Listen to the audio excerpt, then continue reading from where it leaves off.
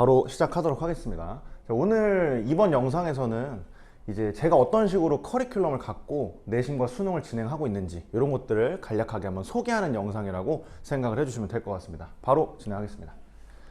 자, 먼저 내신부터 말씀을 드리겠습니다.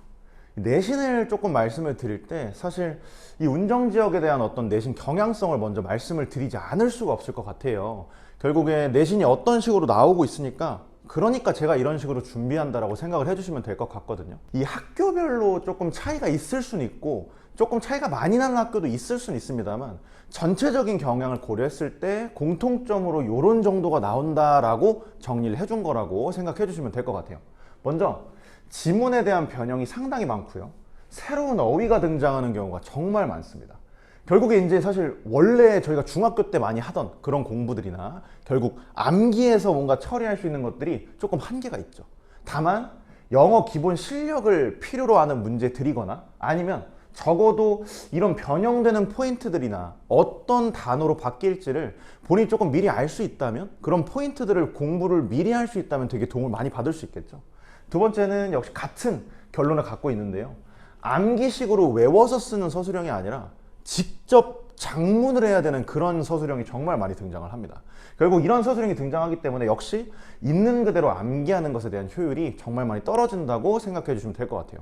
결국에는 어떤 식으로 문제들이 나올지를 그 변형 포인트나 변형이 되는 어휘들 그리고 어떤 식으로 문장을 쓰라고 할지 이런 것들을 예측하는 그런 학교별 경향을 고려한 교재와 수업 그리고 자료들이 정말 필요한 시점이라고 생각을 해주시면 될 것 같아요. 그럼 제가 어떤 식으로 저런 학교별 경향성을 반영하며 그리고 그걸 반영한 교재와 수업 그리고 자료들을 만들어내는지를 설명을 드리겠습니다.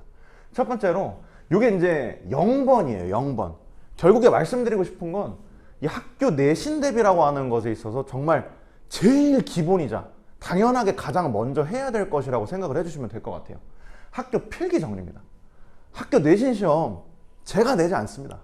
네. 그럼 옆학원 선생님이 내는가? 그것도 아닙니다. 결국 학교 시험은 학교 선생님이 출제하세요. 그럼 당연히 학교 선생님이 어떤 말씀을 하시는지 그 필기가 중요한 거 아닙니까? 이 영어 시험의 특성상 모든 것들을 다 말씀해 주시진 않습니다. 그래도 얻어갈 것들이 분명히 있고 그리고 중요한 것이 내용이나 이런 것들이 난해한 부분들이 있는데 필기라든지 어떤 식으로 수업을 해주셨나를 보면 이 난해한 내용들이 좀 애매하거나 이런 것들이 있을 때 어디까지 들어가도 되겠구나 여기까지 설명을 해야 되겠구나 결국 아이들한테 딱 맞는 효율적인 수업을 제공하려면 학교 필기를 고려할 수밖에 없습니다.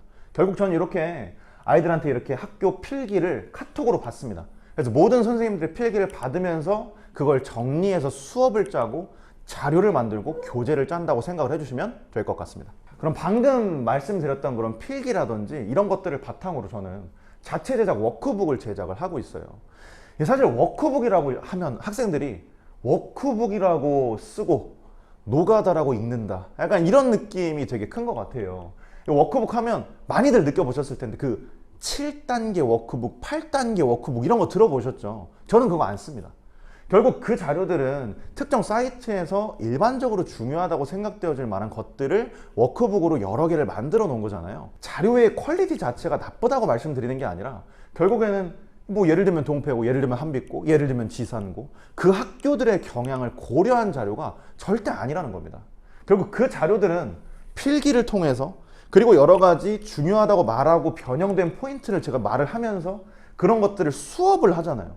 그 수업한 내용을 갖고 워크북을 직접 제작해야만 정말 학교별 고려 그리고 실제로 본인이 수업을 들은 내용에 대한 그런 워크북을 작성하게 되는 거죠. 그래서 저는 그 워크북을 직접 100% 자체 제작해서 복습 워크북을 진행을 하고 있습니다. 이걸로 학생들이 상당히 도움을 많이 받고 있는 상황입니다. 자, 유의어 반의어 정리 리스트인데요. 사실 이제 뭐 시험들 자체가 유의어 반의어가 워낙 중요하다 보니 평소에 수업을 할 때도 유의어 반의어 정리를 진짜 많이 합니다. 근데 이 유의어 반의어가 마지막까지 갔을 때 앞에 게 기억이 잘 안 날 거거든요, 학생들이.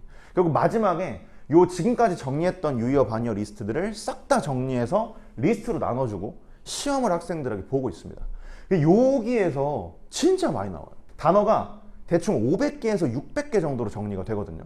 근데 이 단어들 중에서 출제되는 가능성이 높은 단어들이 진짜 많습니다. 뭐 이유를 말씀을 드린다면 뭐 단순히 뭐 제가 뭐 훌륭하다 뛰어나다 이런 것보다는 결국에 이 유의어 반이어요.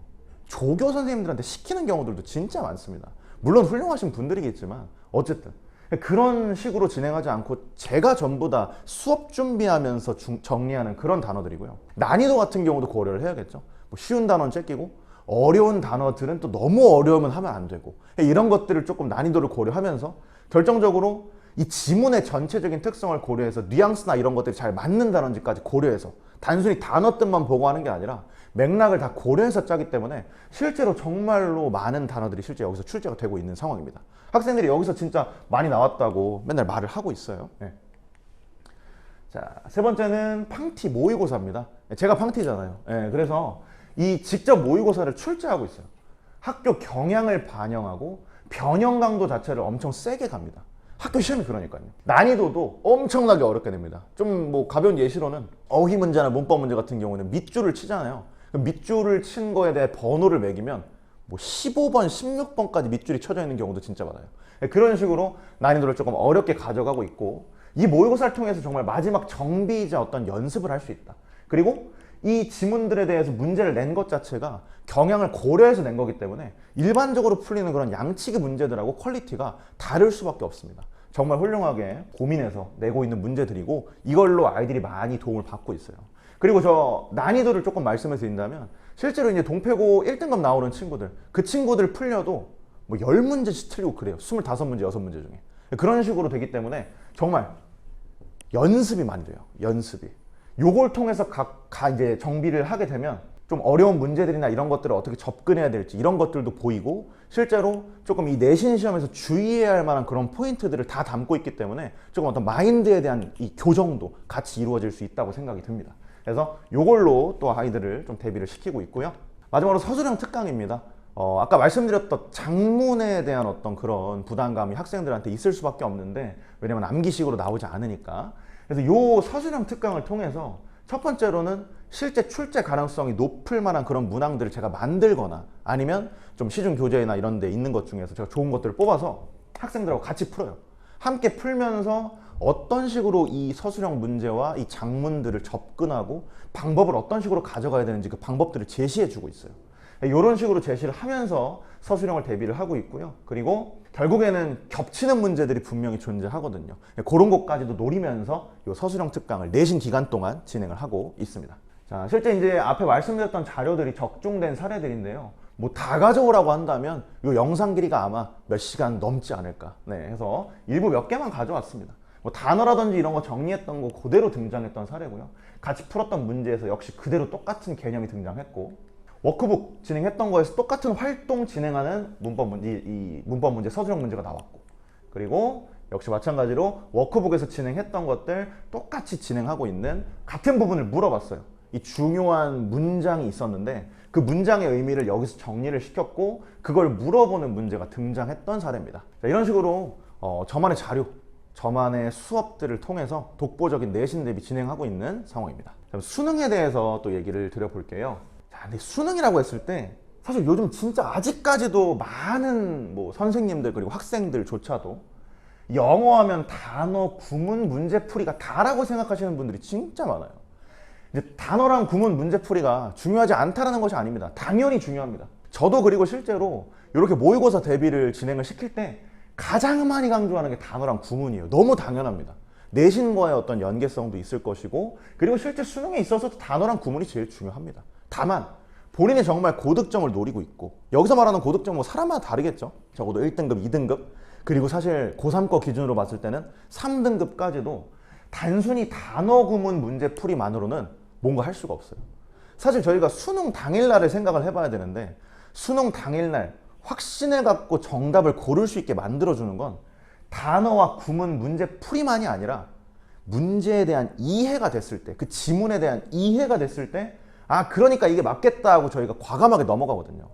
요거에 대한 연습들이 분명히 필요해요. 결국 이 이해에 대한 연습이 분명히 필요한데, 많은 학원 또는 선생님들 그리고 학생들이 요거만 공부하는 경우들이 정말 많습니다.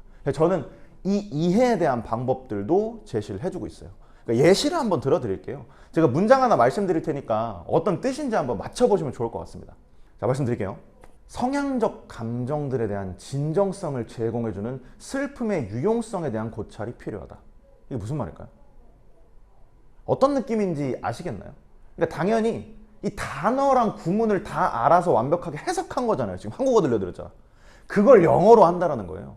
결국 그걸 한국어로 바꿔도 이해할 수가 없다. 즉, 이 이해에 대한 방법도 필요하다라는 점을 말씀을 드리고 싶습니다. 네. 그래서 이런 것들을 바탕으로 단어 구문 이해 그리고 문제 풀이까지 제가 어떤 식으로 자료들을 만들고 진행하고 있는지를 말씀을 드릴게요. 첫 번째는 자체 제작 유형별 독해입니다. 결국 문제 풀이를 다루는 독해집이라고 생각을 해주시면 될 것 같아요. 여기서 단어나 구문 같은 것들도 당연히 다루겠지만 실제 교재 자체는 유형별로 문제들을 나눠놨어요. 빈칸이면 빈칸, 순서면 순서. 근데 단순히 순서대로만 나눠놓고 빈칸만 나눠놓은 게 아니라 결국 제가 제시하는 문제 풀이 방법이 있을 거잖아요. 그런 풀이 방법들에 의해서 제시되고 풀어지는 그 패턴들이 여러 가지가 있을 거예요. 빈칸 문제라고 해서 다 똑같이 풀리는 게 아니라 한 3가지 정도 되는 패턴으로 풀리거든요. 그럼 그 패턴들을 통해서 이 패턴으로 풀리는 빈칸 문제 쫙, 저 패턴으로 풀리는 빈칸 문제 쫙, 이런 식으로 분류를 해놓은 거라고 생각을 해주시면 될 것 같아요. 결국 그 문제들을 연습하면서 그 풀리는 패턴들을 집중적으로 연습할 수 있는 거죠. 그게 지금 제가 만들고 있는 유형별 독해집이라고 생각을 해주시면 될 것 같습니다. 자, 사실 두 번째를 엄청 강조드리고 싶습니다. 저희가 모의고사는 개인적으로 사실 일주일에 만약에 수능을 정말 대비한다고 치면 2회씩은 봐야 된다고 생각을 해요. 근데 이제 오답이나 이런 것들이 완벽하게 된다라는 가정하에 그렇게 들어가야 되고 최소 1회는 봐야 된다고 생각해요. 최소 1회. 그러면 그 모의고사에 대해서 1회씩 실행을 하는데 그걸 수업 때 다 해설한다는 건 말이 안 됩니다. 수업 때 제가 진도로서 잡고 가는 것들이 있는데 그런 거 할 수가 없겠죠. 그럼 결국에는 이걸 혼자 해설지를 보면서 공부를 해야 되는데 일반적으로 나와 있는 해설지들은 대충 쓴 것까지는 아니겠지만 상당히 디테일함이 떨어집니다. 그리고 아까 말씀드렸던 내용 이해에 대한 것들을 많이 말해주지는 못하고 있어요. 보시면 이거 좀 잘 안 보이시겠지만 이 문장들이나 이런 것들 바로 아래다가 제가 토를 다 달아놓습니다.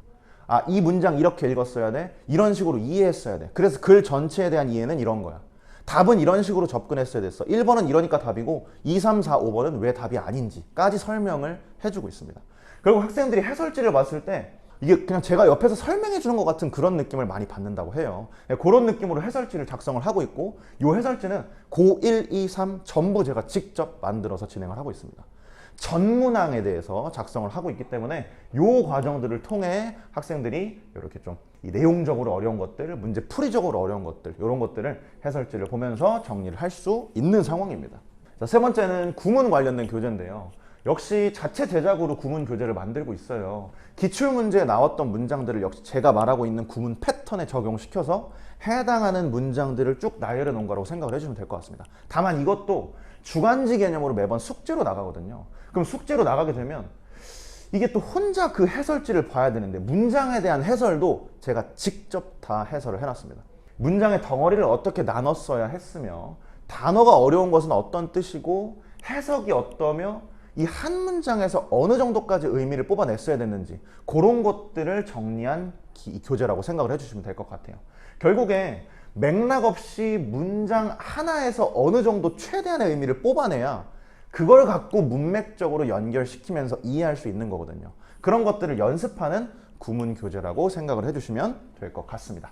요 자료들을 이제 마무리를 좀 드리면 요 자료들을 조금 보셨을 때 사실 지금 이렇게 보셨을 때는 와닿지 않으실 수 있어요. 근데 제가 장담합니다만 직접 이 자료들을 받았을 때 느껴지는 그런 어떤 노력의 결과물들 그런 것들을 조금 보시면 와 이거 정말 열심히 만들었는데 이게 제 입으로 말하기 조금 그런데 보시면 아세요. 해설지 같은 경우도 긴 해설지는 보통 최소 60페이지까지 가거든요. 최대 60페이지까지.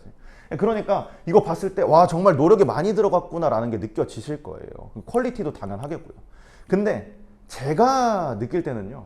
방금 그런 노력들은 사실 강사로서 너무 당연한 노력들이라고 생각합니다. 본인 교재 만들고 해설을 쓰고 이런 것들. 그래서 그러한 당연함 저는 갖추고 있고요. 학생들께서도 또는 어머님들께서도 영어를 위해서 당연한 선택, 저를 선택해 주신다면 열심히 진행해 보도록 하겠습니다. 감사합니다.